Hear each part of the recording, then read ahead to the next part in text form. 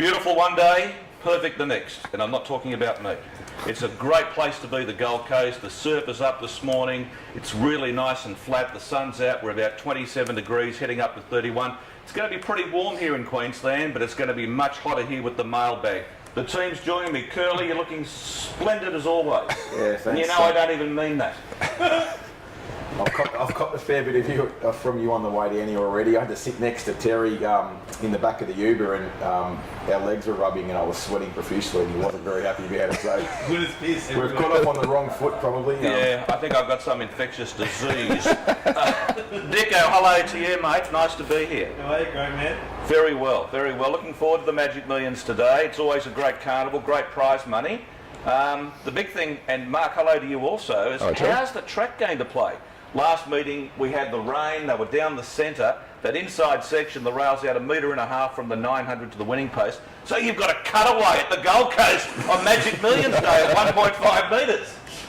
What are we looking at? On speed, near the fence? What are we doing? Yeah, there's a good chance that the track will be favouring those horses up on speed and using that fresh section of the track that they didn't get on last week. When it rains, the fence is always no good when it's wet. So obviously today it's dry, firming track as the day goes on as well because it's so warm. What's the confidence levels like, Guy? Because I found from previous years, horses that have raced here previously always come out in the same races and perform, regardless of their form coming into the meeting sometimes. I think you can, particularly like back in the Darren days, you know, the big trainers, the grand final trainers set them up and they were pretty sort of simple races. Yeah. I don't know. I don't keep that close of an eye on it anymore. I'm just going to be doing what Shane tells me. But you look for the bigger can. Are you serious about that? Well, are you really meaning that? I think so. We're very generous and we're very grateful to our hunters. But should we maybe get a towel put on the show? It's a bit of a lake of perspiration forming. I've never seen a human being give off radiation like this bloke is. I'm about 5 degrees hotter than I was about 10 minutes ago. I tell you what, if you're amazed now, you wait until I win a stack today. How can this bloke be in the shape he's in, in the state that he's in, and still win? That's what you'll be saying. And I'm that confident today, I'd be very surprised if I didn't win about 30%. Okay, let's start with Cool and Gutter. She's just hit even money in the last 10 minutes. Some people are going to take the stance she's a good thing because there's only two dangers, $7.750 the Snowden horses, or she's a lay. She comes into barrier number 10. Mark. Lay for me, if you're putting me on the spot. Look, her first up win in Sydney was super impressive, and you know she really stands herself as a filly of great ability. But I just don't like what I saw in the Queensland run. Why? What was wrong with it? Well, just on figures, she rated way down on what she'd done in Sydney. But she did have an excuse, which she was absolutely barbecued in front, made a hell of a lot of use of from out wide to get across. And which then 2-year-olds normally can't handle. Well, that's a great sign. It shows her character, I suppose, and will to win that she was able to win that day. But I mean, that's not the ideal lead-up run for a race like this. It could have gassed her, it could have knocked her out. Okay. And at this sort of price, you want to be ticking almost every box. Okay. Is there a better can to keep a horse up at the moment? No, absolutely not. But it's a price thing. It's even money. And I'd like all the ducks to be in a row at even money, and I don't think they are. Barrier 10, Curly, where's she going to lob? They're obviously going to be proactive out of the gate then if she jumps. And the jump's so important in this 2-year-old race because they're on a curve pretty quickly, aren't they? They are. Look, obviously you're right what you're saying here about having to jump. The other thing you've got to take into consideration here in these races, we've seen it a few times, like there are Queensland jockeys riding in this race. You know, what's the race worth? 2 million plus. There's going to be some, itchy fingers early. There's going to be some itchy fingers early. They'll go quick. I just don't want to be on it. Like I know that it did win by a margin last start. This favourite, Coolangatta, and J Mac looks pretty on them anyway.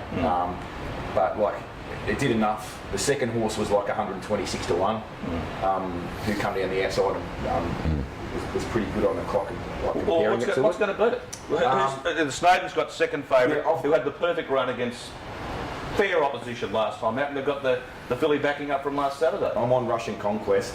The mailbag subscribers are on it as well. We took a better price. $9. We backed it. I had a very, very rare early bet 2 weeks ago. I don't often do that. Well, you got $2 better at the moment for the 2 weeks. Yeah, well, it's the obvious map horse now. Did you like that, Nico? Hey? Just a little. It flew right under the radar. He just kept going. He didn't miss the beat. Hey, that wouldn't matter if you had your 10 on it. you have a couple of thousand on it. It means a bit. The barrier draw for the Magic Millions, like last year barrier 1, we've seen barrier 16. So the barrier draw is not that important, even though it's jumping onto a curve with a field of 16. No, I agree. It's not that important. It's the first 200 metres it's important. I'd rather be on J Mac than Jackson Morris or something, for example, you know. So, like, you still got the best, you know, if you still got J Mac on, and he'll just find a way to put it in the right spot. Where do you want Russian Conquest in the run? Maybe like 5th, 6th, one out. Stalking. Don't care. Long tails of these races. Every race is the same. There's so many horses there today that They're going to get in the road. The connections have said, let's take our horse there and get some tickets and have a day out. Yeah. You know, and hence they're going to put pressure in these races. They've got nothing to lose, have they? They've got nothing to lose. So also, are you saying that because there's high pressure and some of them are very slow, that it'll break up and most horses will get their chance? They will. There'll be a couple of car crashes. Yeah. Where you get flushed out the back of the surf, which I almost did this morning. Most of the time you're going to get out because it's a big spread in the ability in these races of the horses. Yeah, you're going to have the good jockeys like J Mac and Co that are going to come to the fore, that are going to, you know, take their medicine early and let it unfold, and then make the decision at the right time, is where some are going to be itchy. Yeah, look, there's some good examples. Obviously, the riding ranks are probably a touch stronger today because jockeys like money more than anyone in the world. But there were some examples that J Mac come and rode a couple of races up in Queensland over the last couple of weeks, and it was embarrassing how much better he was than them, lobbing into the 1 out, 1 back from gate 18 and things like that. He's just so much better than them. So he'll give it its chance. I hope there's a few others that are trying to ride against him a little bit early on. Curly, one of the races today that's most intriguing, it's a away game, just a superstar, honest, genuine Group 1 performer against Isotope, who is going to give her a start and give away 1 run to her this campaign. That's going to be an intriguing clash, because away game, even though she's at, what, $3.20, she's going to run the first 4, but can she win? Yeah, she can win. This is I should have followed the script here. I can't find the race number. That's all right. 5. Race 5. Yeah. Yeah. So tempo is the tempo is tycoonist. Interesting. A tweet from Keurig saying Chicago Cub would want to be ridden forward if circumstances permitted. It's $151. So hopefully it's just a little bit of a bunny to make it some genuine tempo. Isotope missed that run last week, scratched on the heavy track 2 weeks ago, sorry. How important is that? But hugely important going into a race like this. This is like $1 million race, open company, against, like you say, a proven Group 1 performer. Gate 1 will be interesting to see how close J Mac wants to be, because if this grind this horse just a touch colder, and it's been fine in the line. Obviously, she was very cold at Caulfield when she won. That was a remarkable performance against Marabi. Like, Marabi burnt the candle both ends, but to come from where she did and leave all those other horses in that clump was quite spectacular. Yeah, in a month or so, that might be like the Grouse Group 1 form. So yeah, I think she deserves to be the price she is. Yeah, for sure. Okay, we're going to Flemington today. We've got the Standish handicap on. I'm thinking it's our time, getting down 59 down to 54. Not as close to the speed. Got burnt a little bit the other day against Scorched Earth on the quick 7-day backup. I like that, boys. What are you thinking? I think yes. Plus back down straight, which is obviously where this horse wants to do its work. I think straight track horses at Flemington is like an enormous edge. Yeah. I'd have a I'd want a really good reason to back a horse that hasn't shown me that likes racing at Flemington down the straight. Well, you got Hal Vorson in the race, and he's a bomb. Like, he's come back from, you know, career ending virtually. But I like him more at 1,000 metres. I reckon 1,200 metres he's just a little bit vulnerable because of his racing style of unloading with a big run in a 1,000-metre race where he gets a rolling tempo and then explodes. Yeah. Agree? Yeah. I thought Maliva was a bit of a price. Yep.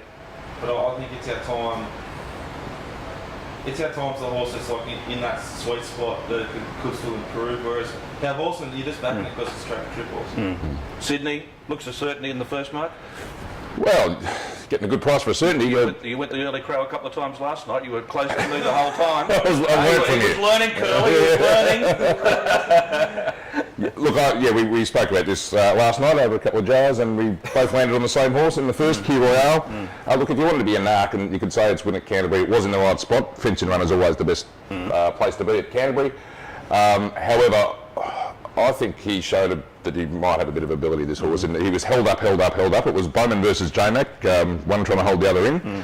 Key Royale ended up getting a run, and I just loved its turn of foot. Now, what about the gate today in the small field? Because they can be a bit of a pest, those alleys.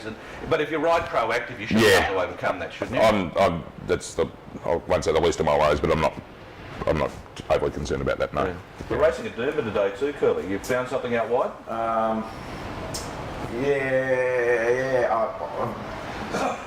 Found one.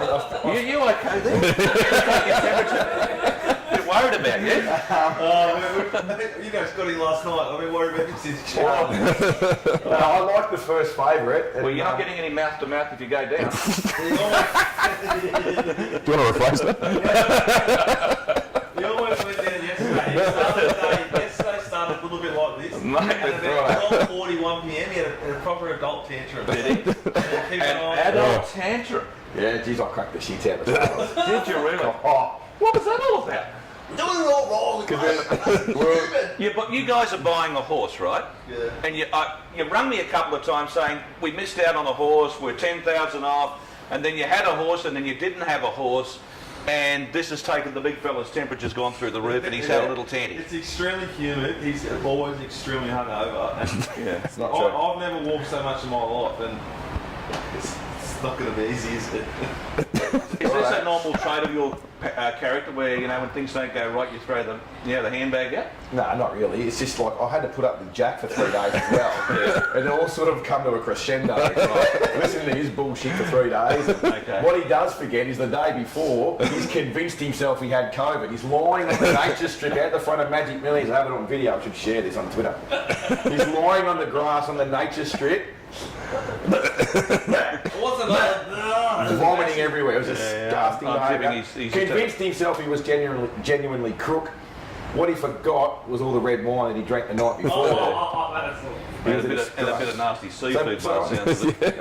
Thank you, Terry. Okay, now listen, Durban, seriously. So, race one. Race one, I've convinced myself yesterday this thing was immoral.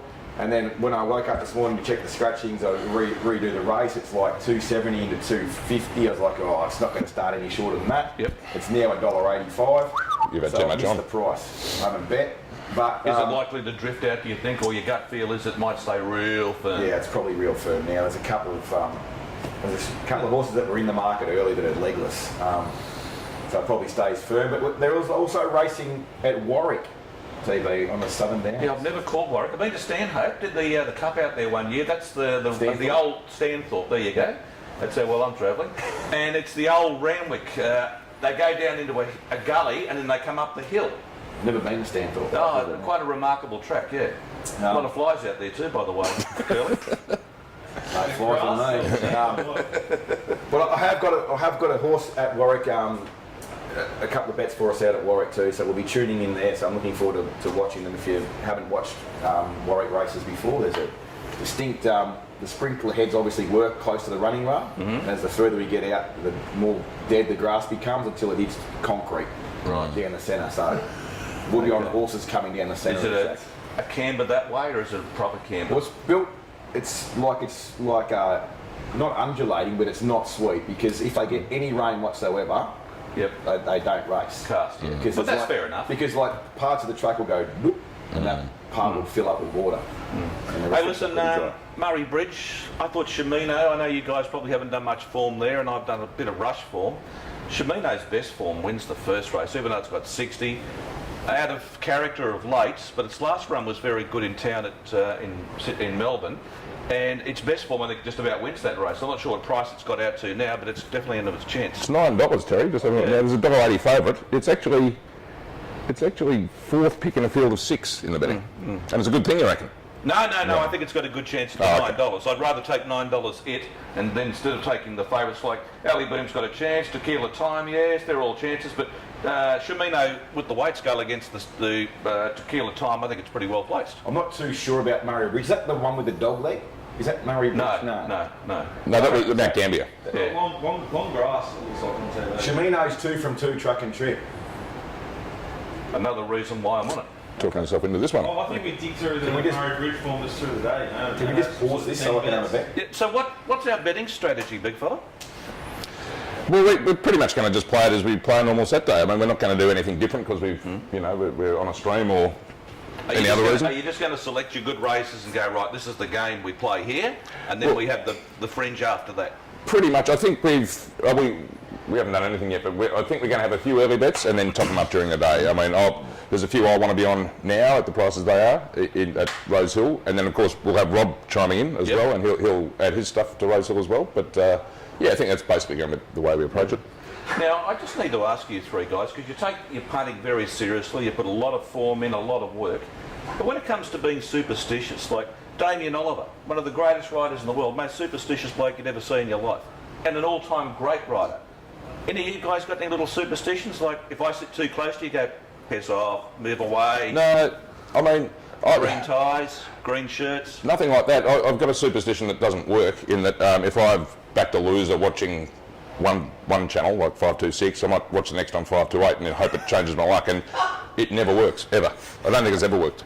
I just don't know what you're saying about. Well, you brought it up, now you're shaking your head at me. They're talking about green socks and green ties, and I say, I just changed the channel on TV and I'm a lunatic now. This is... Most of the time, though, he rolls around the Abbotsford, like he basically owns this pub in Collingwood, just tells him what to do. Okay, so changing the channel for you, Mark. What about you, Dicko? Nothing at all. Nothing. Jeez, I like to have everything. How come you swear a lot during a race? Because I get frustrated by bad decisions made during races, but I have a process. I just need to make sure it's all done. Once if all my work's been done. What the chips for, where they may. Yeah, now sort of... It's a good attitude. It'll be what it'll be. Yeah, that's the attitude that I've got. When I was young, I was, he slaughtered this, he did that. You always, as a part of blaming someone else, Yeah. You've got to blame someone else. You can't, there's always a reason. Now I just, if I do my money, go, yep, no worries. This tomorrow, next day, don't worry about Blame it. someone else on the race, like on the Saturday, then blame yourself on the Sunday when you're reviewing your decision making and your form and your price. So, what about you, Curly? You don't blame yourself for anything, do you? You probably know from like my dress sense and my behaviour on social media, I don't give stuff about much. You've got people out there on social media that just give it a bit to you, don't they? Yeah. Like I've experienced this a lot over my career. I don't listen on social media now because the bloke that says you can't tip a winner, well, what are you following my tips for in the first place? How's your own tips going, dickhead? Correct? Yeah, I had one last night. It was half a little bit weird, I thought. Someone's posted a photo of me on Twitter. There was a screenshot of a screenshot and was having a go at my dress sense, so I wore the same shorts today purposely because it caught the spray. And then I think that's fair, but don't you, boys? Like have a look at your pants. Have a look at your pants. Have a look at them. It's constructive criticism is what it was. I was mentioning before, he hasn't worn broadies since he was 21. He still thinks he can fit into them, folks. Hey? It's shameful. Shameful. You had to jump off the bed to get into them. He was like Kramer with the jeans. I was just thinking about my... so basically what he's saying is it's okay to like bully people in person. It's not on social media. Do it to their face. One of the comments was obviously someone, we brought a horse. We were whinging about missing out on a horse for 150,000. We ended up buying one for 430. How much is that? And your television theory has been old mates on Twitter saying I wouldn't buy a hot dog off them F-wits. Like, well, we're not selling hot dogs. You want to share in the horse? Honestly. And the big question is, why are you watching? If you don't like someone, why are you watching? Yeah. I see Donald Trump. I watch him for 2 minutes and turn him around. I go, dickhead. Dickhead.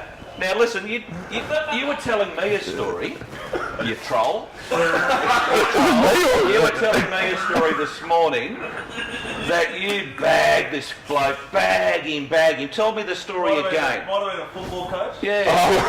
Oh, yes, that was... when as a lot of people know, I'm a big Richmond supporter, and I was very unhappy in the mid-late 90s when Robert Walls coached us for a couple of years, and I thought he did a terrible job. And I swore black and blue for years that I ever met Robert Walls in person, I was going to tell him exactly what I thought of him as a coach, as a human being. You ran him down behind his back a lot, didn't you? At length on many occasions. Yeah. Anyway, I was at the MC. In the stinger. No, anyway, it wasn't anywhere. So I'm at the MCG one night in a lift in the members, and with a mate, and the doors open at a particular level, and who should walk in but Robert Walls? And how did you do it? Well, here's my chance. I've been waiting for years for this. Well, he gets to the lift and says, "G'day fellas, how you going?" I said, "Yeah, not bad, mate, how are you?" Was there any truth in the fact that you've been pretty unlucky the last 2 years?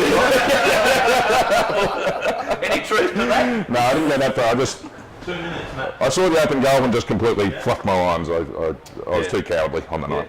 Hey, listen, it's great to be up here at the Gold Coast. I've called Magic Millions. I think my first Magic Millions was in about 1993 when our fiction, Brian York, Bruce McLaughlin beat the stablemate Flying Tycoon. Had some great horses that I called up here. Brave Warrior. He was a good horse. I became a certified Queenslander when I said, "Here comes the Queenslander," in my little squeaky voice before the Winfield Reds kicked in. Had some other great horses. Dance Hero winning up here. I didn't have the chance to call him, but Clan O'Sullivan second in the Golden Slipper. What a superstar horse he was. We've had so many good horses come through the Magic Millions, even though it's a sales race. I think we've got to the stage now where everyone used to say it's sales race, black type. Yeah. What a load of bullshit. Because you have black type races that are benchmark 64s.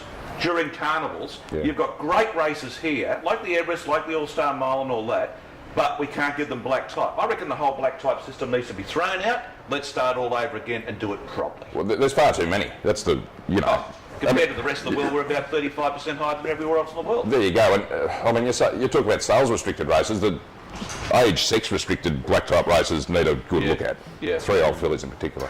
Yeah. I used to share the similar. I used to share a similar thought. You know, there was too many black type races. Sorry, Billy.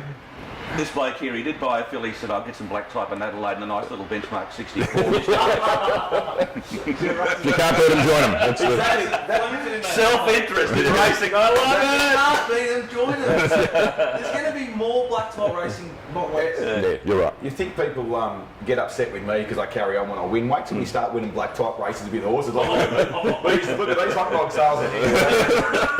All of a sudden, then we go and win a group race, and we have that residual value, Jack, from all those nice black type races that we can set her for 100% along the way. residual value. If you can't beat them, join them.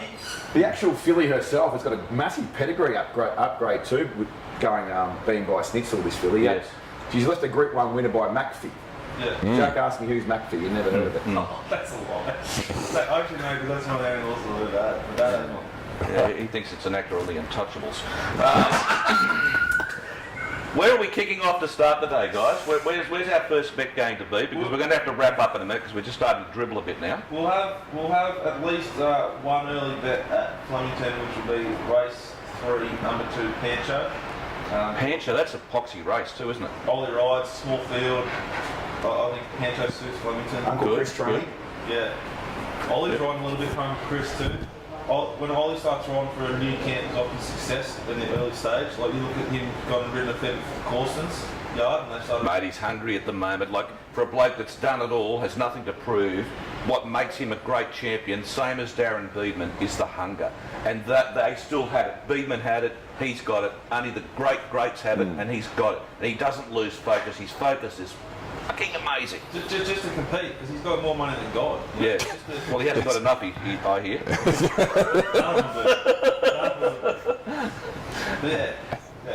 That's our first play. Race 3, number 2, Pancho at Flemington. Okay, what time's that race on? Don't forget, we're in Queensland, so don't forget to change the clock. It's race 3 at Flemington. Okay, we like to simplify things here on the mailbag. Listen, I hope you've enjoyed our preview this morning, this afternoon, wherever you are in this lovely world of ours. We'll be back with Race Day Live a little bit later on. Bye for now.